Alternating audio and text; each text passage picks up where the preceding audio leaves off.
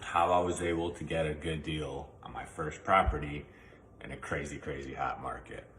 So it was super hot. It was Royal Oak, lots of buyers, all the craziness. Houses would like pop up, be sold in like an hour or two. It was just insane, right? So the house went up.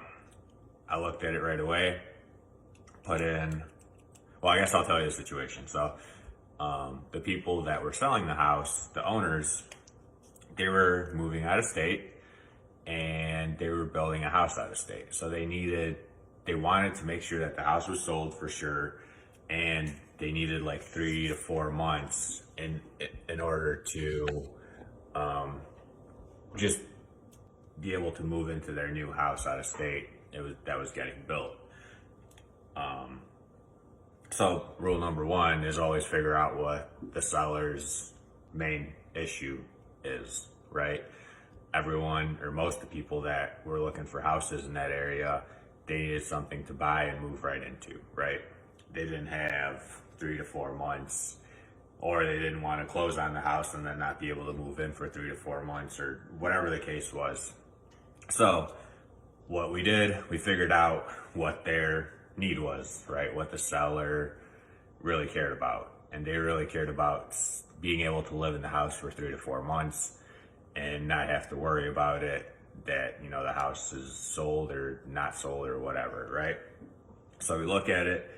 That same day we put in an offer, 10K under, and we put in the stipulation that they could live in the house. I think it was like for 5 or 6 months after the closing, rent-free, right? So if you think about it, let's say that they stayed in the house for they ended up only staying in the house for like 3 months. Let's just say you weren't even gonna charge them a lot, because you have to usually go off of like what their mortgage payment is. So it was only gonna be like $1,200 or $1,300, right? So for them, that was a good deal because we were able to close on the property, and then they stayed in there for 3 to 4 months, or however long they stayed. I don't remember, this was a few years ago. And then they moved out and we got the house back. So how we did it, we bought it, we closed it, and then we signed a lease agreement with them.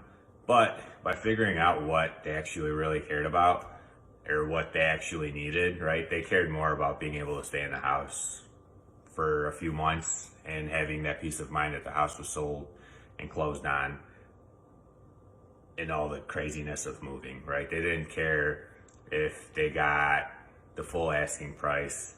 They didn't, right? Their main issue was to be able to live in the house, know that it's sold, so that way when their house was ready, they could move and just solve a problem, right?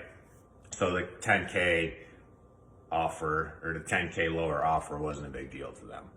So that's how I was able to get a good deal on the first place that I bought as a rental.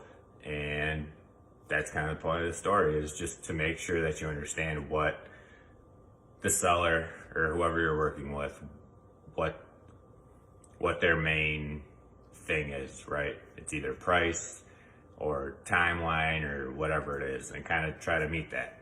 Even if sometimes the price is, you know, higher, you can pay that higher price if it still makes sense, but get some stuff on the back end that makes up for you having to pay the higher price. So it's just being creative with it. So I'm curious, what creative thing have you done? It doesn't have to be real estate. It could be like a car or anything really, where you kind of figured out the person's problem, you solved that problem in a creative way to get what you wanted, they got what they wanted, everyone's happy, everyone won. So I'm curious, drop an example in the comments. And got my hat on because everyone was making fun of my hair. I can't get a damn haircut soon, one day. But if anyone's trying to cut my hair, let me know.